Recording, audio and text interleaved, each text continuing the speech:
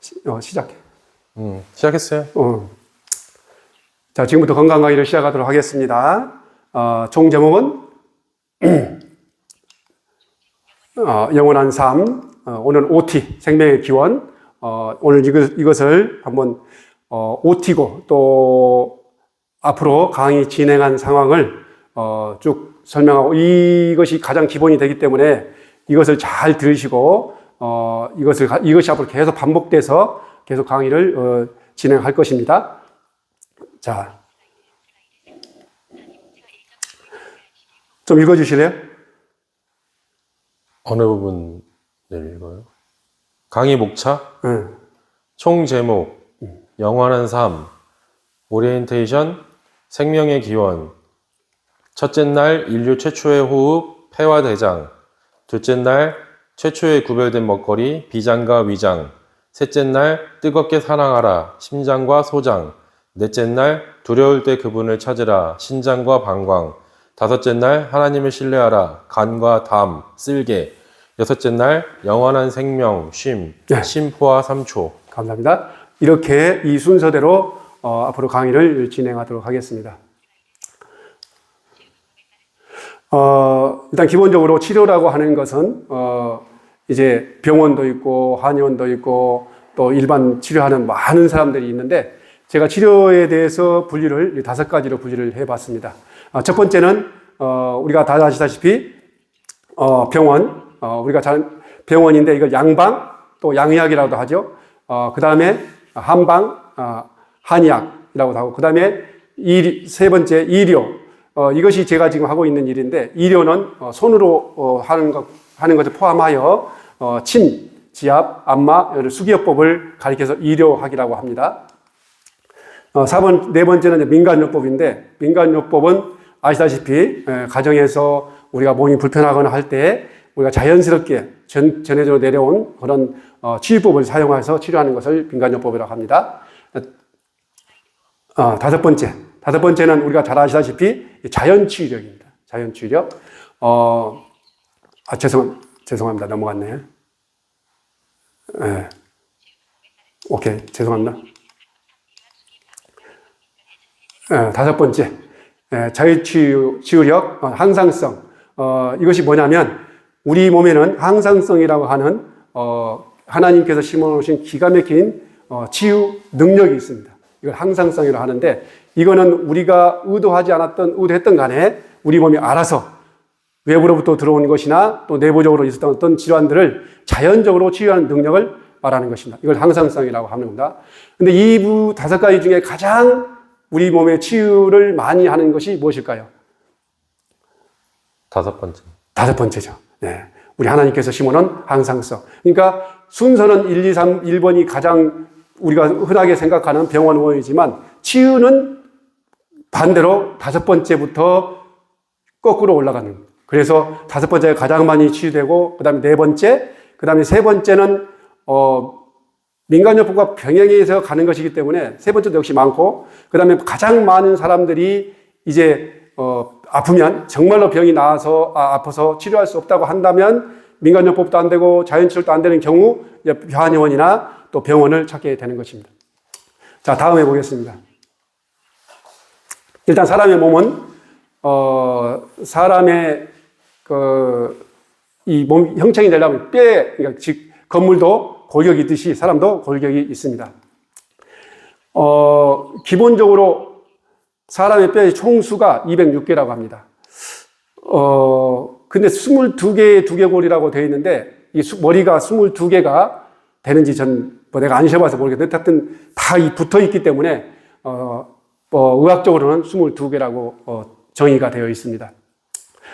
여기 보니까 쭉 보면,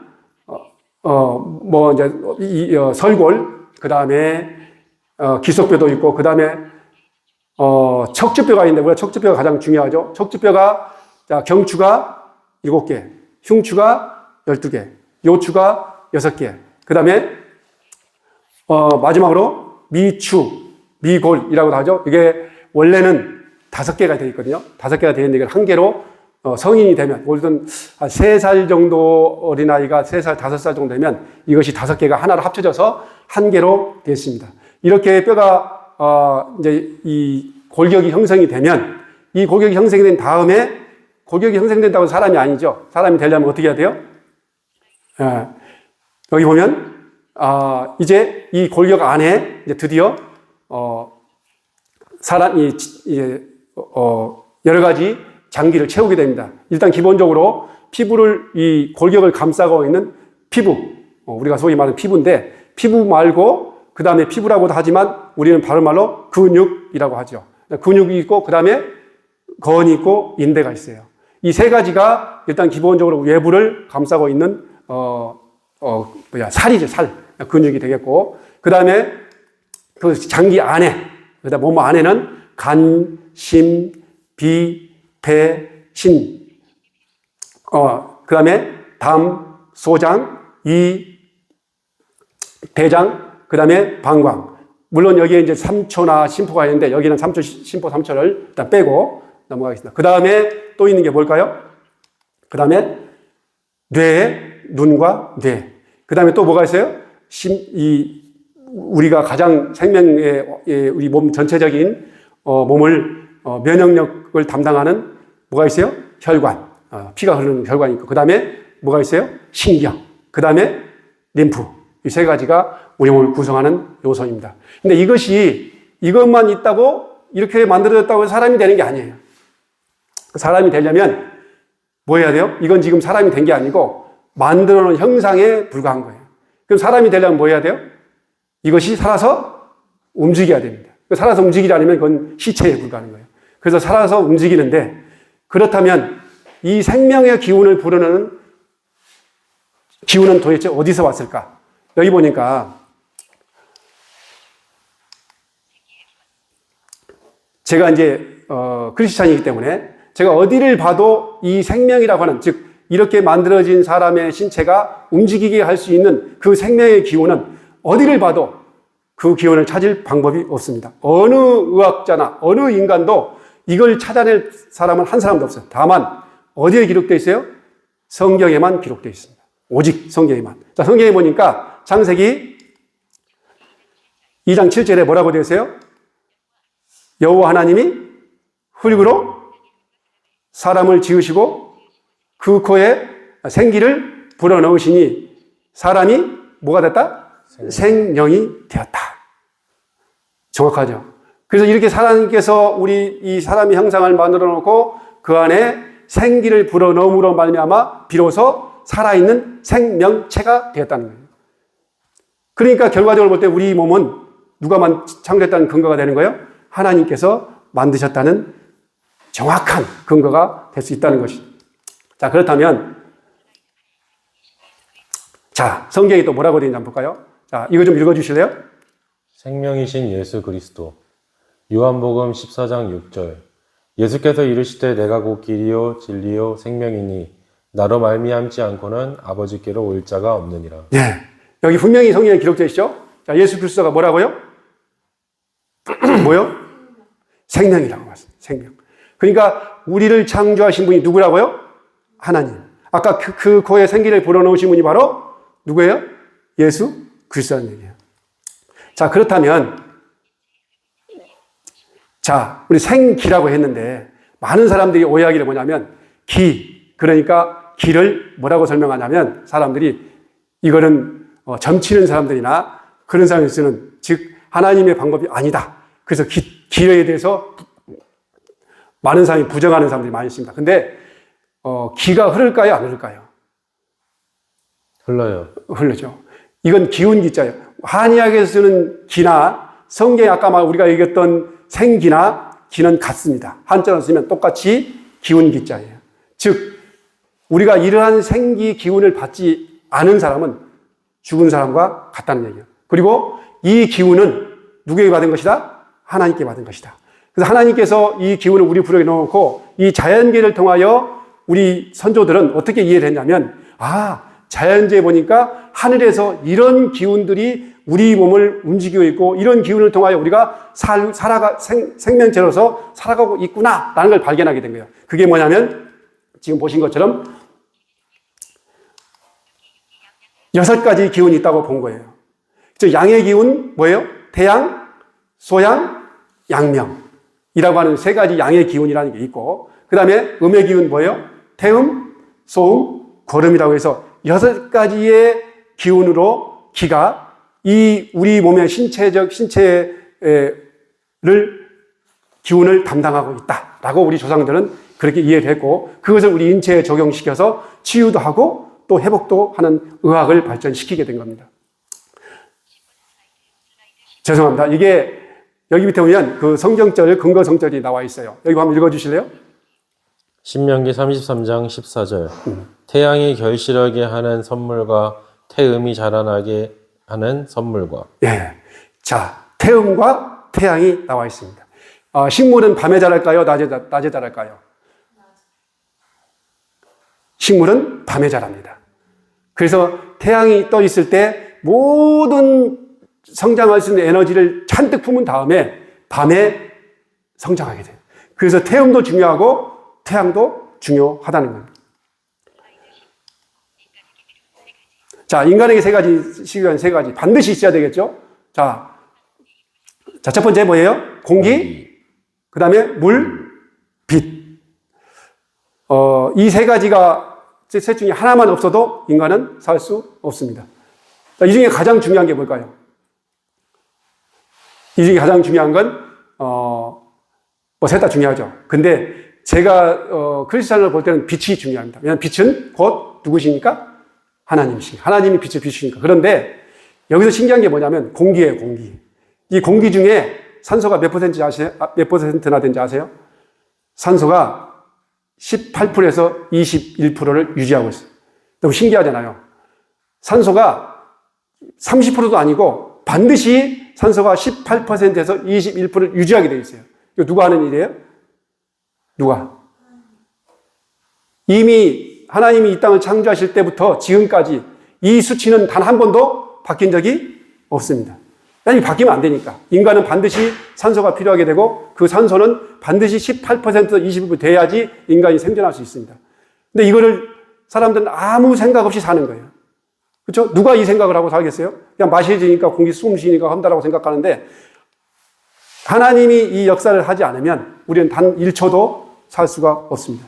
반드시 공기 중에 18%, 20% 산소가 유지되고 있고 아무리 사람이 마셔도 지금까지 이 지구상에 80억 인구인데 현재는 80억 인구가 동시에 아무리 마셔도 반드시 지구상에는 18%, 21%의 산소가 존재한다는 사실.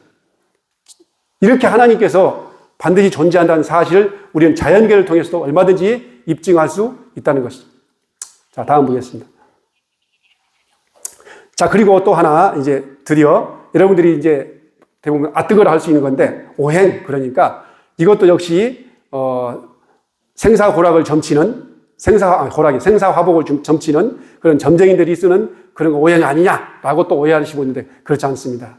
오행은 절대, 그런 용도로 사용될 수도 없고, 또, 사용될 수 없는 게 아니라 그런 용도로 사용하는 사람도 있지만, 또 이것을 의학으로 발전시켜서 사람을 치유하는 목적으로 사용할 수 있습니다. 예를 들어서 이런 거죠. 성경이 재림교회 개혁개정 기준으로 재림교회가 성경을 해석하면 진리가 돼요. 그런데 신천지가 해석하면 이단이 됩니다. 마찬가지로 이 음양오행이라는 원리도 기원전 3세기경, 그러니까 300에서 400년 이 사이에 그 중국의 취연이라는 사람이 민간에 흩어져 있는 음양오행에 대한 이론을 학문화시켜서 음양오행론으로 일원화시킨 거예요. 그게 음양오행이고, 즉 말하면 오행이란 무엇이냐? 5가지 형태로 이 자연계가 순환하고 있다라는 것을 오행이라고 하는 거예요. 그리고 음은 뭐냐? 음은 그늘 음자입니다. 그래서 음지다 얘기하는 거고, 양은 뭐야? 볕 양자를 써서 양지다. 이게 어떻게 미신이 될 수 있고, 이게 어떻게 점치는 점쟁이가 쓰는 그런 것이 될 수 있겠다. 물론 그런 쓸 수 있죠. 그 사람들이 쓸 수 있는데, 우리 한의학에서는 이것을 절대 그런 용도로 사용하지 않습니다. 이렇게 음양오행 이론은 이렇게 시작되어 있고, 그래서 5가지 형태로. 근데 여기 보니까 뭐예요? 목, 화, 토, 금, 수, 그리고 화라고 되어 있어요. 그래서 원래는 우리 조상들은 6가지 형태라고 보냅니다. 그래서 음양 오행이 아니고 원래 음양 육행이라고 해도 맞는 거예요. 근데 화가 2번 들어갔잖아요. 그래서 이 화는 나중에 가운데 목화의 2번째로 합쳐지게 돼요. 그래서 오행이라고 5가지로 이렇게 정의를 하고 있습니다. 자, 밑에 보면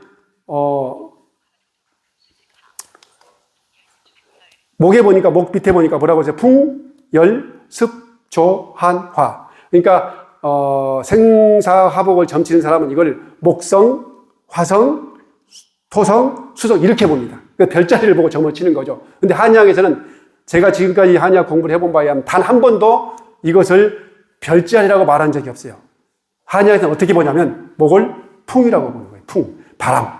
그 다음에 화는 열, 토는 습, 금은 건조, 조. 건조할 때 조자입니다. 그리고 수는 뭐예요? 물. 그래서 차다, 수. 그 다음에 마지막으로 심포도 역시 화로 배속되어 있습니다. 그러니까 한의학에서는 목화토금수를 풍열습조한 화로 해서 자연계의 흐름을 그대로 인체에 적용하여서 치료를 하는 의학의 개념으로 발전시켰다는 것입니다. 자, 다음 넘어가겠습니다. 자, 그래서 이게 오행 속에 이제 장부를 배속시켜 놓았습니다. 그래서 보면 목화토금수화에 보니까 간, 심, 비, 폐, 신, 심포. 그러니까 쉽게 말하면 간, 우리가 보는 간, 그 다음에 심장, 그 다음에 비장, 그 다음에 폐, 그 다음에 심장, 콩팥 얘기하는 거예요. 그 다음에 심포. 근데 심포라는 장기는 우리 몸에 없죠. 없으나 있는 거예요. 자, 그 다음에 밑에 2번째 보니까 뭐예요? 이 밑에 담, 소, 이, 대장, 방광, 삼초라고 기록되어 있습니다. 여기 보면 심포와 삼초가 있는데 심포, 삼초는 우리 몸에 여기에는 배속되어 있지만 오행에는 배속되어 있지만 실제로 우리 몸 안에 장기가 없습니다.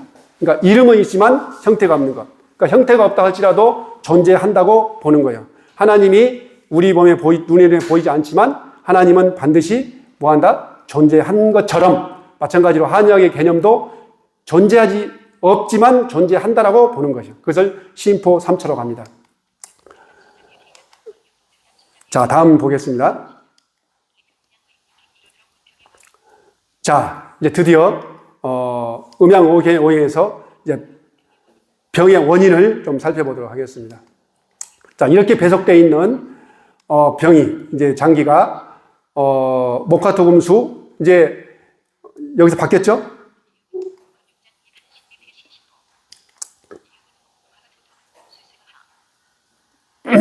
죄송합니다. 목화토금수 여기 화까지. 자, 볼게요. 자, 우리 인간은 양방에서도 외인이 있고 내인이 있습니다. 양방에서 외인과 내인은 뭐냐면 내인은 양방에서 내인은 뭐라고 보냐면 당뇨, 그 다음에 고혈압, 또 기타 그런 질병들. 그러니까 어떤 먹는 음식에 의해서 온 질병이든 어떤 암이나 이런 것들을 내인이라고 얘기하고, 그 다음에 외인은 뭐냐?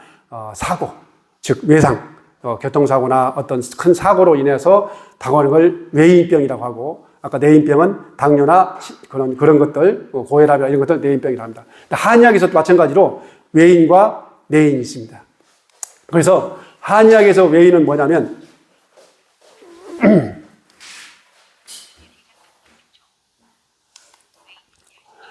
한의학에서 외인은 풍, 열, 습, 조, 한, 화. 아까 지금 본 것처럼, 저는 이전 화면에서 봤던 것처럼 풍, 열, 습, 조, 한, 화인데 우리 사람은 바람의 영향을 받을 수 있고 열의 영향을 받을 수 있고 습기의 영향을 받을 수 있죠. 그죠? 그 다음에 건조, 가을에 건조함으로 말미암아 또 영향을 받을 수 있습니다. 겨울에는 뭐예요? 날씨가 추워요.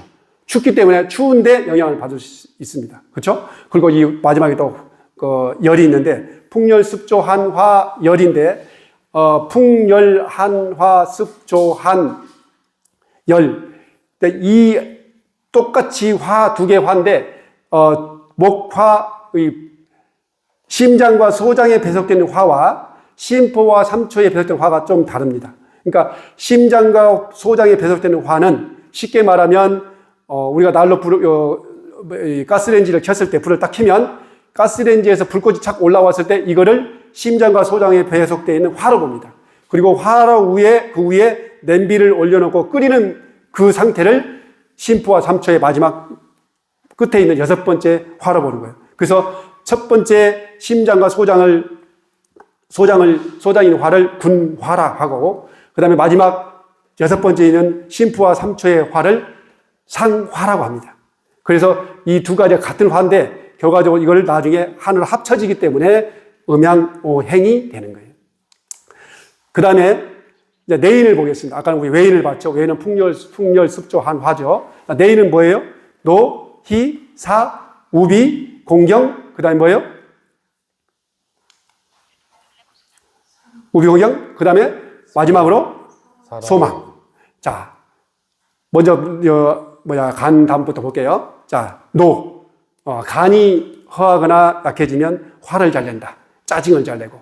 이게 우리 선조들이 인간을 바라봤던 관점이에요. 아, 간이 안 좋으면 짜증을 많이 내구나. 그 다음에 뭐예요? 노희. 그러니까 너무 사람이, 왜 이 정신이 가면 희덕거리잖아. 희덕거린다. 그래서 맛이 살짝. 그러니까 치매 걸린 사람은 어떻게 해요? 피식피식 웃잖아. 같은 거예요. 그래서 이런 사람들은 뭐가 안 좋다? 심장과 소장이 안 좋다. 그 다음에 뭐예요? 비장과 위가 배속되어 있는데 생각을 너무 많이 하면 이가 안 돼. 역시 마찬가지죠. 우리가 생각을 많이 하면 소화가 잘 안 되잖아요. 똑같은 원리입니다.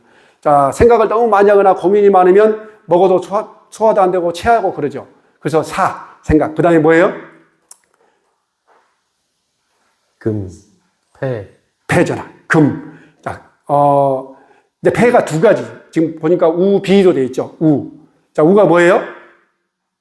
근심. 맞죠? 비는 뭐예요? 슬픔. 그러니까 폐가 왜 두 가지의 폐는 감정을 가지고 있냐면 폐가 두 개잖아. 그래서 이쪽에 왼쪽 폐가 안 좋으면 뭐예요? 근심이 많고. 오른쪽 폐가 안 좋은 사람들은 뭐예요? 슬픔이 많다. 그래서 폐는 이 장기가 두 개가 있기 때문에 역시 감정도 두 개가 있습니다. 그래서 슬픔과 근심이 있다. 그 다음에 뭐예요? 이제, 다섯 번째로 신장과 방광이 소속되어 있는 뭐예요? 공경. 자, 콩팥도 역시 두 개지, 양쪽으로. 이게 두 개가 있기 때문에 공경. 깜짝깜짝 놀란다. 그래서 공포스러운 영화를 너무 많이 봐도 신장이 망가져. 근데 깜짝깜짝 놀라면 아이다면 경기를 하죠. 경기한다면 또 신장이 망가져. 그래서 왼쪽 신장이 안 좋으면 너무 공포스러운 영화를 많이 본 거예요. 그러니까 공포스러운 거예요. 그 다음에 오른쪽 콩팥이 안 좋은 사람들은 뭐예요? 경기를 많이 한다. 이렇게 이해하시면 돼요. 그래서 신장도 콩팥도 두 개이기 때문에 감정이 두 개다. 자, 그리고 마지막으로 심포 3초인데 이게 원래 이게 믿음, 소망, 사랑인데 지금 여기 보는 사랑, 소망, 믿음이었잖아요. 그래서 심포인데 3초는 원래 치골부터 배꼽까지가 하초, 배꼽부터 명치까지가 중초, 명치부터 목도 바로 여기 쇄골 있는 데까지가 상처라고 합니다. 그래서 원래 이거는 한의학적으로는 정서 또는 믿음이라고 되어 있거든요. 이 한의학 원래 우리 조상들이 쓴 개념은, 근데 제가 이걸 바꿨어요. 정사나 믿음, 사망이나 같기 때문에 꼭 같진 않지만 또 비슷하기 때문에 제가 믿음, 소망, 사랑을 바꿔서 배꼽에서 치골을 믿음, 그다음 배꼽부터 이 명치까지를 소망, 그 명치부터 쇄골까지를 사랑으로 바꿨습니다. 그래서 믿음, 소망, 사랑이 우리 몸 안에 배속돼 있다라고 보시면 됩니다. 다음에 자, 드디어 진단 배속돼 나옵니다. 진단. 이제 우리 몸이 이렇게 만들어져 있고 하나님께서 이렇게 음양오행의 원리에 의해서 우리가 인체를 바라봤는데 이것을 이제 제가 보기에는 사람이 뭘 아플 때 뭘 먹느냐 것도 중요한데 병을 어떻게 바라보고 병을 빨리 관찰하여 병을 찾아내고 그 병에 어떤 장기에 어떤 문제가 있는지를 신속하게 알아내는 것이 사실 더 중요합니다. 왜냐하면 암이 걸리기 전에 반드시 어떤 중병이 걸리기 전에 반드시 뭐가 있냐면 전조 증상이 있어요.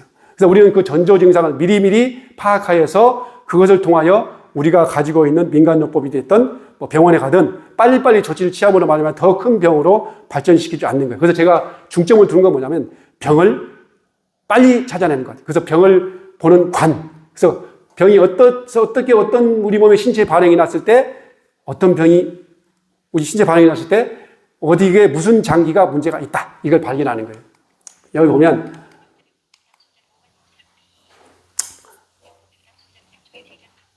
자, 여기는 오관, 목, 설, 구, 비, 이. 이제 드디어 여기서부터는 지금 오행으로 바뀌어 있습니다. 아까는 우리가 6행까지 나왔었는데, 이젠 합쳐졌기 때문에 이제 오행으로 봅니다. 그래서 목, 설, 구, 비, 이. 목, 눈목자예요. 그래서 간, 담이 안 좋으면 눈이 안 좋다. 그 다음에 설, 혀입니다, 혀. 설, 혀. 그래서 심장과 소장이 문제가 있다. 그러면 혓바닥, 혀. 말하는데도 어눌할 수 있고 그렇겠죠. 그 다음에 설, 그 다음에 구, 비장과 위장에 문제가 있으면 입 주변에 여기가 이렇게 부릅뜬 사람들, 입 주변이 부릅뜨거나 그러면 비장과 위장에 문제가 있다. 그 다음에 뭐예요? 폐와 대장이죠. 여기 뭐가 있어? 비죠. 비. 목설구비니까 비는 코를 말하는 거예요. 그래서 폐나 대장에 문제가 있으면 코에 문제가 있다. 콧물 줄줄 흘리거나 감기가 걸리면 폐에 문제가 있다고 보는 거예요. 그 다음에 마지막으로 뭐예요? 신장과 방광. 신장과 방광은 뭐예요? 이는 기자예요. 그러니까 콩팥이나 방광이 안 좋으면 이석, 이명, 그 다음에 뭐 중이염, 귀의 문제를 병을 앓는 것을 볼 때는 신장과 방광이 문제가 있구나 보는 거죠. 그 다음에 오체, 근맥, 육피, 골. 자, 근육에 문제가 있을 수 있고 간담에 문제가 있으면 그 다음에 심장과 소장에 문제가 있으면 맥, 그렇죠. 이 맥을 딱 짚어봤을 때 맥이 흐리거나 맥이 빨리 뛰거나 맥이 불규칙하게 뛰거나 이걸 다 부정맥이라고 하는 거예요. 그래서 심장과 소장이 있을 때 맥을 본다. 그 다음에 뭐예요? 육, 비장이나 위장에 문제가 있으면 육, 피부가 거칠거칠. 이가 안 좋은 사람은 피부가 거칠거칠하죠. 마찬가지로 비장과 위가 안 좋으면 살이 이 피부에 정확히 말하면 육인데 고기거든요, 고기. 예. 피부는 이제 폐에 대장이 배속되어 있기 때문에 그래서 비장과 위가 안 좋으면 근육이 말랑말랑하거나 이렇게 된다. 원래 간담이 안 좋으면 근육이 단단하고 비가 위장이 안 좋으면 근육이 말랑말랑하는 거예요. 그 다음에 네 번째죠. 폐와 대장이 배속되어 있는 거. 여기 뭐가 되어 있어요, 지금? 피, 뭐로 되어 있어. 폐가 안 좋으면 피부, 모발이 안 좋으면 대장. 이렇게 배속되어 있어. 그 다음에 마지막에 뭐예요? 신장과 방광. 이게 뭐예요? 여기 배속되어 있는 거는 뭐예요? 근맥, 육피, 골이잖아요. 그죠? 그래서 뼈에 문제가 있는 사람, 즉 말하면 골다공증, 특히 골다공증, 그 다음에 무릎 시림, 뭐 이런 것들을 이제 신장과 방광에 문제가 있다고 보는 거예요. 그 다음에 읽어주실래요? 그 다음에 오치 한번 좀 읽어줘. 누린내, 구린내, 예. 구린내, 향내, 그 다음에 탄내, 구린내, 향내, 탄내, 향내, 비린내, 구린내. 이런 냄새를 통해서 이제 각자의 각 장기의 이제 병증을 확인할 수 있다. 그러니까 탄내. 그럼 탄내가 어디예요? 심장과 소장. 그 다음에 단내가 나요, 단내. 단내 난다. 거기 어디예요? 비장. 그 다음에 마지막 구린내가 뭐예요? 신장과 방광이에요. 그러니까 이렇게 냄새가, 우리 몸에 냄새 나는 걸 확인하고 그 사람의 병증을 어느 장기가 문제가 있다는 걸 알 수 있다는 겁니다. 자, 그 다음에 마지막으로. 여기 뭐예요? 오액이죠. 눈물, 땀, 침, 콧물, 가래. 눈물, 땀, 그 다음에 뭐예요? 침, 콧물, 가래. 자, 아까 우리 보기 목이나 눈. 자, 눈이 아프면 뭐예요? 눈이 막 이게 아프면 눈물이 나잖아요. 그 다음에 심장과 소장에 문제가 있으면 땀, 삐질 땀 흘리는 사람이 있어요. 그 땀을 흘리고. 그 다음에 뭐예요? 비장과 위장은 침, 그죠? 침을 질질 흘리는 사람들. 왜 갑자기 침을 흘리잖아요? 그런 사람들을 보고 비장과 위장이 하였다. 우리가 이제 그 중풍으로 쓰러지거나 그러면 침을 흘리잖아요. 대부분이 중풍은 비장이나 위장 또는 폐나 대장 이런 쪽에 의해서 중풍이 많이 옵니다. 그 다음에 폐, 대장은 어디에 배속되어 있어요 지금? 콧물. 콧물이죠. 폐에 대한 당연히 콧물이고 마지막에 신장과 방광은 뭐에 되어 있어요? 가래. 그러니까 우리가 가래가 폐에서 나온다고 생각하는데 한의학에서는 가래가 콩팥에서 나올 수 있다라고 합니다. 자, 이렇게 이제 우리가 보니까 이렇게 병증을 살펴봤어요. 야, 병증을 살펴본 게 아니고 쉽게 말하면, 정확히 말하면 어떤 증상이 발현됐을 때 어떠한 장기에 문제가 있다는 것을 지금 이제 살펴봤는데, 그럼 이러한 장기가 문제가 있다고 판명되어지면 우리가 조치를 취해야 되겠죠. 그래서 5가지의 처방 방식, 여기서부터 5처 배석표라고 되어 있습니다. 자, 첫 번째로, 자, 일단, 간담에 문제가 있으면, 뭐예요? 청색, 청적, 황백, 흑이라고 이렇게 되어 있는데, 일단 간담에 문제가 있으면 청색깔의 채소나 과일 또는 그런 것을 먹으면 효과가 있다. 그 다음에 적색은 붉은색이죠. 역시 심장과 소장에 배속되어 있고. 그 다음에, 죄송합니다. 황색은 여기서 말하는 건 노란색입니다. 그래서 비장과 위에 좋고. 그 다음에 뭐예요? 백색이죠. 폐와 대장. 그러니까 하얀색, 도라지, 배, 이거 다려서 먹잖아요. 감기 걸리면. 그래서 이제 저희 집사람이 저걸 잘 만들어요. 그래서 저걸 많이 먹으면 확실히 감기에 도움이 됩니다. 근데 마지막에 뭐예요? 청적, 백, 흑이죠. 신장과 방대, 흑, 검은색. 그래서 검은 콩, 검은 깨, 뭐 이런 것들이 이제 신장과 방광에 좋다. 그 다음에, 이거 밑에 보면 산고감신함이라고 되어 있는데, 간담에 문제가 있으면 뭐예요? 산이 뭐예요? 신맛. 그쵸? 맞죠? 그렇게 되어 있죠? 그 다음에 심장과 소장이 안 좋으면 쓴맛. 그 다음에 비장과 위장이 안 좋으면 단맛. 그 다음에 폐와 대장이 안 좋으면, 죄송합니다.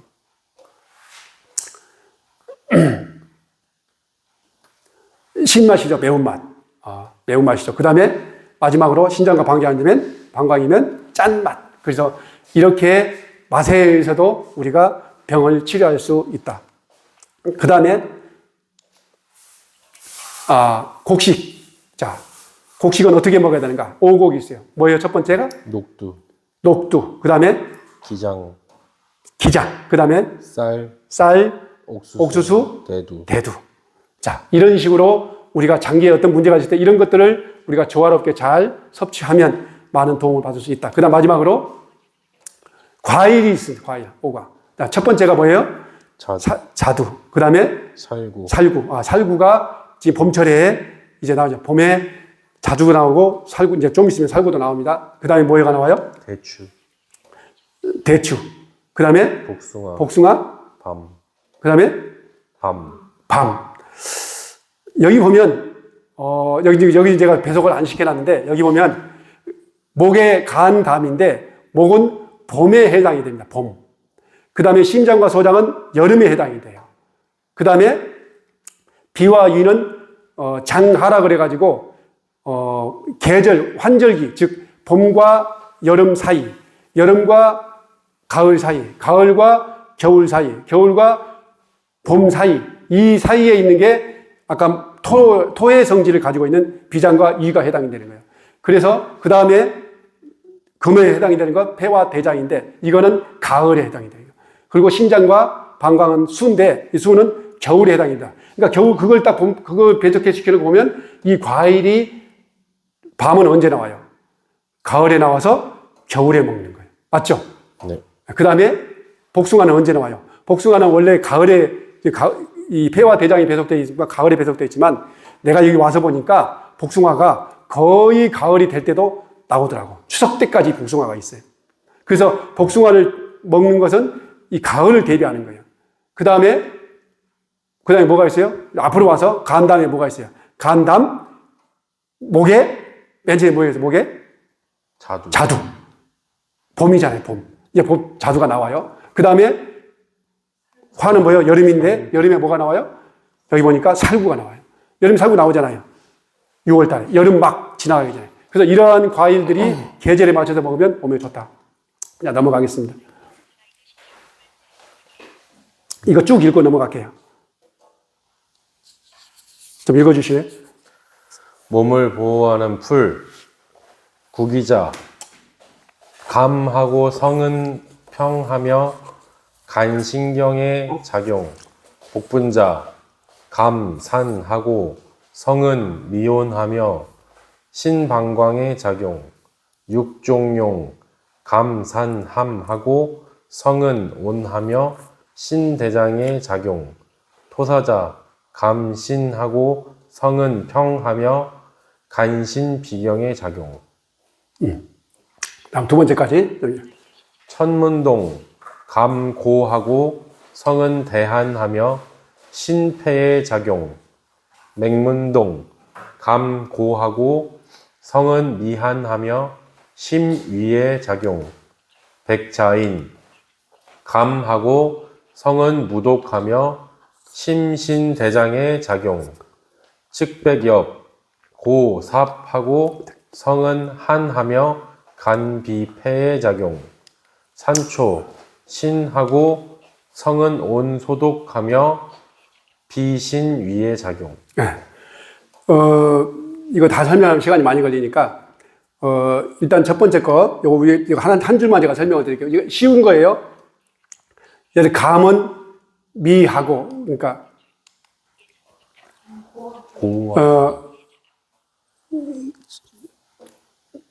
죄송합니다.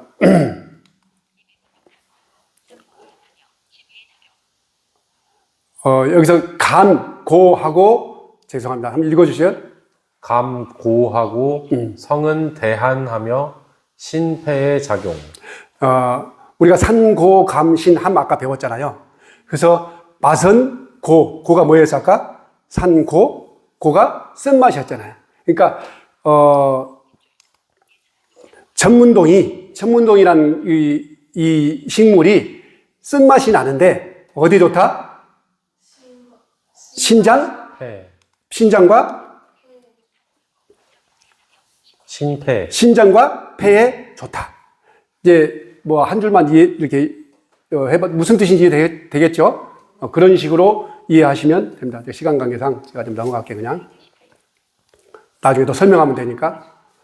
일단 여기까지 하고 이제 우리가 지금부터는 이제 마무리입니다. 우리가 이런 인체가 활동을 하는데 물론 이 인체 우리 몸은 누가 명령을 해서 움직이는 게 아니고 내 몸이 알아서 장기는 자동으로 움직입니다. 근데 이 자동으로 움직이지만 이 중에서도 그 장기가 가장 액티브하게 움직이는 시간이 있다고 본 거예요. 조상들은. 그 시간이 언제냐? 폐는 새벽 3시부터 5시까지. 그 다음에 대장은 5시부터 7시까지. 그 다음에 위는 7시부터 9시까지. 비장은 9시부터 11시까지. 이런 순서로 2시간 간격으로 12개의 장기가 움직인다. 그래서 마지막에 세 번째로 보면 뭐예요? 쭉 끝까지 따라가면 어디요? 어디 나와요? 간과 담이 새벽 3시에 모든 움직임이 끝나는 거예요. 그러니까 이 움직이는 시간이 왜 중요하냐? 우리가 병에 걸려서, 중병에 걸려서, 폐나, 뭐 기타 폐암이나 간암이나 위암이나 이런 장기의 암이 중병이 걸려서 이제 사망하게 되면 대체적으로 그 사망 시간이 이 시간과 비슷하게 맞습니다. 제가 이제 장례식장 가서 꼭 장례식장 가서 물어보는 게 한 가지 있어요. 무슨 병에 돌아가셨는지, 그 다음에 몇 시에 돌아가셨는지. 거의 맞아요. 거의. 그러니까 폐에 병이 들면 새벽 3시부터 5시에 가장 액티브하게 움직이기 때문에 새벽 3시에서 5시에 사망할 확률이 많다. 근데 폐와 대장이 아까 한 세트로 묶여 있었죠. 같은 금에 해당이 됩니다. 그래서 폐와 대장이 폐병이 들면 새벽 5시부터 오전 9시에 사망할 가능성이 가장 높다. 이게 이제 우리 조상들이 수년간 임상으로서 겪었던 정의를 내려놓은 개념입니다. 자, 다음 가겠습니다. 좀 읽어주실래요? 구주의 탄생 누가복음 2장 6절에서 7절. 거기 있을 그때에 해산할 날이 차서 첫 아들을 낳아 강보로 싸서 구유에 뉘었으니. 예, 아멘. 우리에게 최초의 생명을 불어줬던 그 하나님께서 우리를 구원하기 위하여 이제 이 땅에 오셨습니다. 근데 그 오신 하나님께서 방이 없고 누울 곳이 없어서 구유에 누우신 거예요. 저 구유가 무슨 말구유라고 해요. 말구유. 그러니까 누울 곳이 없어서 저 구유에 누우셨어요. 우리에게 생명을 불던 저 하나님께서 그보다 훨씬 더 휘황찬란하게 오실 수도 있었지만 가장 낮은 그런 자리로 우리를 구원하기 위해 오셨습니다. 시간 관계상 이 하나님께서 우리에게 또 이 땅에 오셔서 우리를 구원하실 뿐만 아니라 또 귀한 약속을 해주셨습니다. 읽어주실래요? 말라기 4장 2절. 내 이름을 경외하는 너희에게는 공의로운 해가 떠올라서 치료하는 광선을 비추리니 너희가 나가서 외양간에서 나온 송아지 같이 뛰리라. 네. 우리 하나님께서 우리를 구원하실 뿐만 아니라 이 땅에 사실 때 그 이름을 경외하는 너희에게, 즉 하나님 예수 그리스도 하나님 우리 아버지를 경외하는 사람들에게는 저렇게 놀라운 치유의 능력을 우리 몸에서 활성화시켜서 아까 처음에 들었던 것처럼 항상성을 극대화시켜서 우리 몸이 스스로 병을 치유할 능력을 기르셔서 그 치유한 능력을 우리에게 주셔서 우리가 병에 걸렸다 할지라도 빨리 치유될 수 있는 능력을 주시겠다고 약속하신 겁니다. 사람이 살다 보면 병에 걸리지 않을 수가 없어요. 반드시 사람은 살다 보면 병에 걸릴 수도 있고, 물론 건강하게 살다가 태어날 때부터 죽을 때까지 건강하게 살다 죽은 사람도 있을 수 있죠. 근데 제가 볼 때는 한 사람도 그런 사람은 없습니다. 어떤 병이든 반드시 사람은 병에 걸려서 죽게 되어 있습니다. 그럴 때 우리 그 이름을 경외하는 우리에게 사실 육신적인 병뿐만 아니고 영혼의 병, 즉 영원히 사는 그러한 능력까지도 우리에게 선물로 주셨습니다. 자, 우리 다 같이 한번 읽어볼까요? 시작. 요한복음 11장 25절에서 26절. 예수께서 이르시되 나는 부활이요 생명이니 나를 믿는 자는 죽어도 살겠고 무릇 살아서 나를 믿는 자는 영원히 죽지 아니하리니 이것을 내가 믿느냐. 네, 약속의 말씀이에요.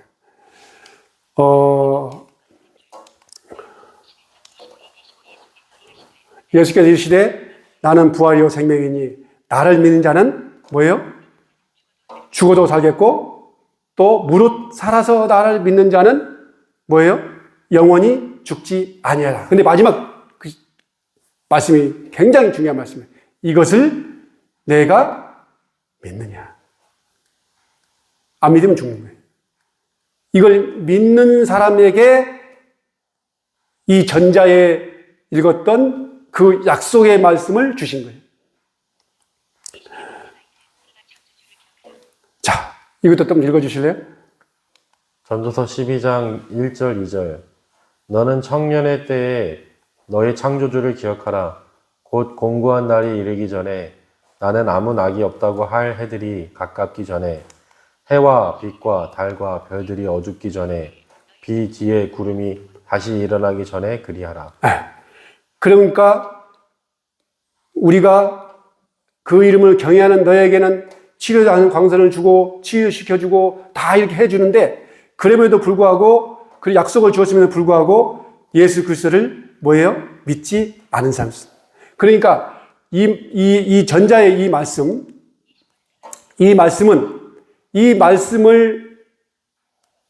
이루게 하려면 반드시 뭐예요?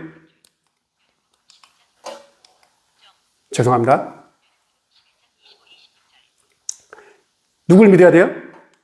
예수님.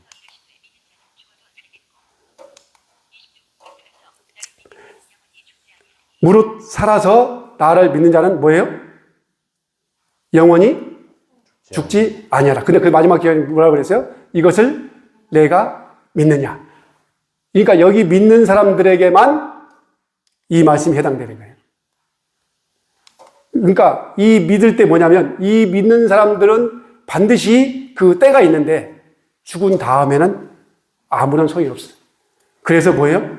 살아있을 때 지금 이 시간에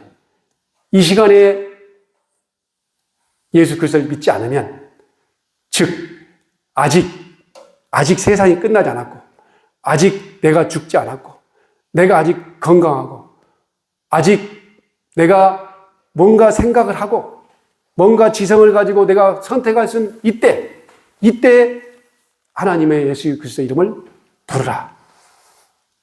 그래야 영원히 사는 삶을 살 수 있다.